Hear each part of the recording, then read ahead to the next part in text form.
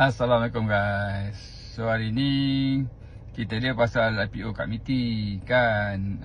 So adalah kadang-kadang ada saham-saham yang kat MITI tu bukan saham IPO. Contohnya saham Remsol yang baru-baru ni kan, KJTS dan juga saham Steelhawk. Saham-saham tu dia bukan saham IPO baru tau. Mercury M&A Equity pun bukan saham baru.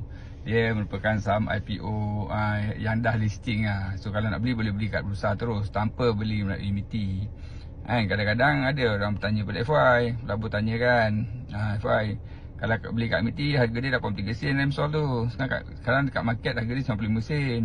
Jadi mungkin kita boleh dapat untung. Boleh, nak apply boleh lah. Kenalah isi borang dia, kena hantar borang, kena download borang dan sebagainya. Dan ia akan mengambil masa 3 minggu sebelum MITI buat keputusan nak bagi saham tu atau tidak pada tuan-tuan dan perempuan. Kan, soalannya kalau kita dapat pun kan, dalam masa 3 minggu tu dah dundam-dundam sebulan. Masalahnya adakah harga tu akan bertahan kat 95 sen dalam market? Buatnya dia jatuh turun daripada 83 sen tu kan kesusah, kan ke masalah. So basically saham-saham ni bukan saham IPO tuan-tuan puan, tetapi ialah saham private placement.